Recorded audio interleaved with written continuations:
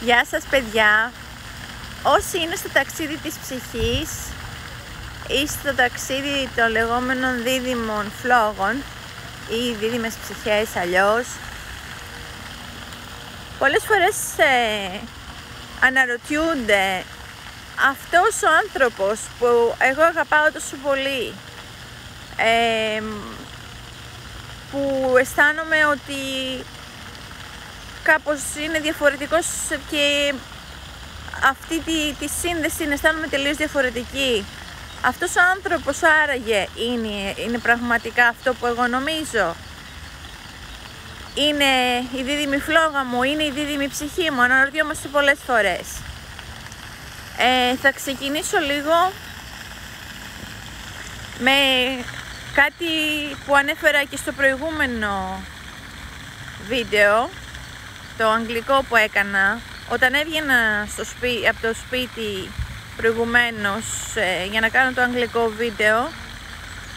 Είδα έναν άνθρωπο στο πεζοδρόμιο, ο οποίος ήταν κυριολεκτικά στο ένα πόδι, δεν είχε δεύτερο και ήταν πάνω σε πατερίτσες, και με τις πατερίτσες με το ένα πόδι ανέβηκε τα σκαλιά της πολυκατοικίας. Ράγισε η καρδιά μου.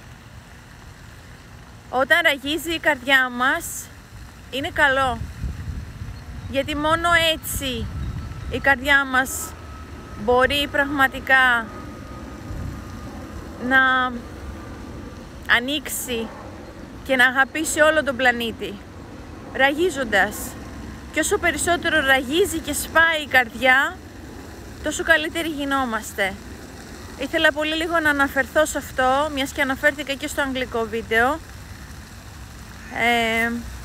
Ήθελα πολύ να κάνω κάτι εκείνη τη στιγμή, να τον βοηθήσω με κάποιο τρόπο, αλλά φυσικά δεν είχα κάτι να κάνω, δεν χρειαζόταν τίποτα να κάνω, ήταν αυτάρκης ο άνθρωπος. Και από τέτοιους ανθρώπους πρέπει να διδασκόμαστε, από ανθρώπους που έχουν ζήσει κόλαση και δεν το βάζουν κάτω. Μας διδάσκουν κάθε μέρα, κάθε στιγμή και κάθε λεπτό ότι αξίζει να παλεύουμε μέχρι την τελευταία στιγμή.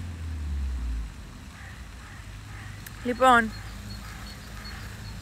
όσον αφορά τώρα για τις δίδυμες ψυχές, πώς θα αναγνωρίσουμε αν η δίδυμη ψυχή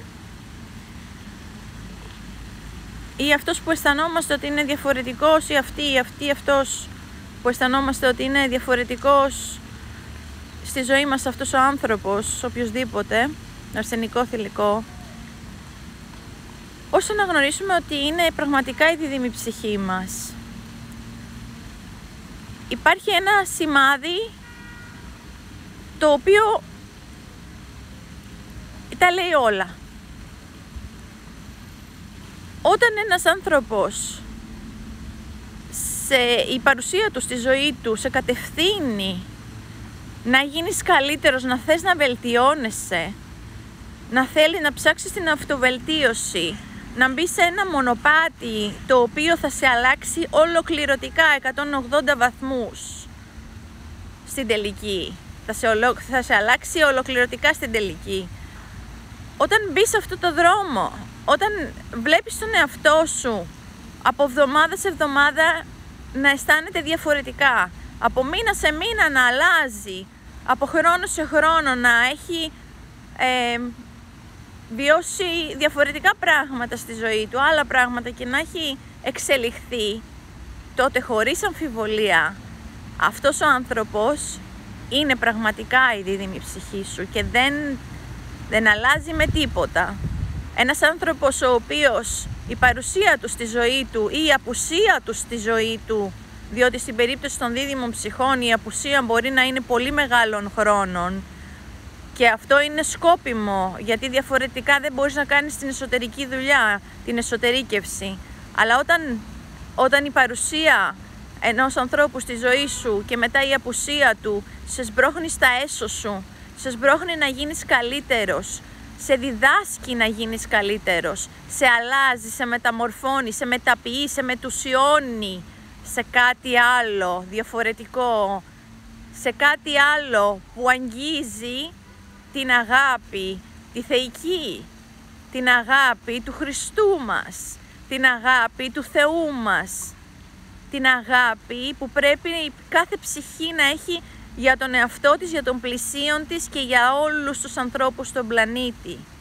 Όταν γίνεται αυτό, όταν συμβαίνει αυτό, όταν αρχίζουμε να αγαπάμε με πάθος τον εαυτό μας και θέλουμε να τον αλλάξουμε όλο ένα και περισσότερο, να τον κάνουμε όλο ένα και καλύτερο, να τον μεταμορφώσουμε και από, πώς ήταν αυτό το παραμύθι του Hans Christian Andersen,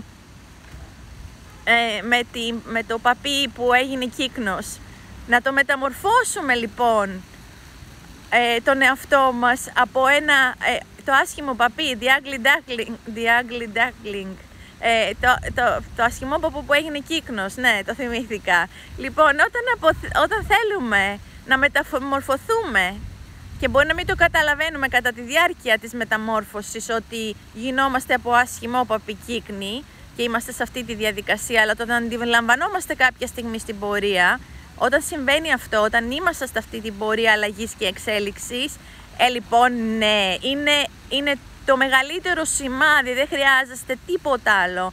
Όσοι είστε σε αυτό το μονοπάτι του ταξιδιού της ψυχής, δεν χρειάζεστε τίποτα άλλο και κανένα άλλο σημάδι, παρά μόνο αυτό, η αυτοβελτίωση.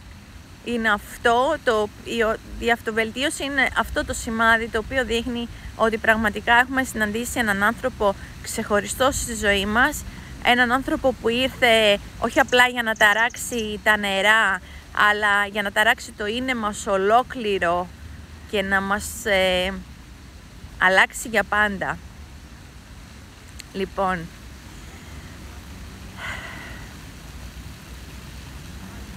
αυτό είναι βασικά η μεγαλύτερη ένδειξη και απόδειξη μαζί και μην ακούτε κανέναν.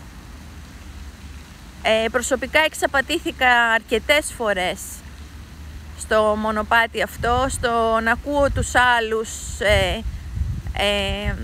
δεξιά και αριστερά.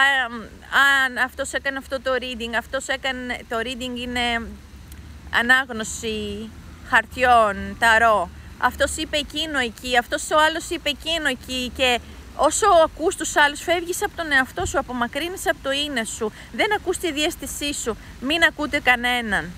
Μόνο τη διαίσθηση, μόνο η διαίσθησή μας ξέρει, γιατί η διαίσθησή μας είναι η καρδιά μας, είναι ο Θεός μας, είναι η ψυχή μας. Μόνο η διαίσθησή μας ξέρει.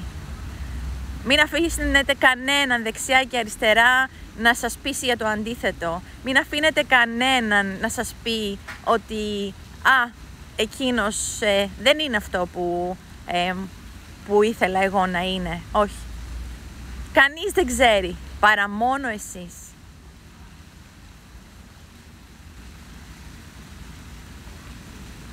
Σας στέλνω όλη μου την αγάπη. Σας εύχομαι μια όμορφη μέρα ή μεσημέρι, απόγευμα ή βράδυ, αναλόγως με πότε θα δείτε το βιντεάκι. Και σας εύχομαι, είτε είστε στο μονοπάτι της δίδυμης ψυχής και της δίδυμης φλόγας, είτε δεν είστε, πάντα να ενώνεστε με τον Θεό μέσα σας και να ακούτε τον εαυτό σας και τη διαίσθησή σας. Πολύ αγάπη, φιλιά!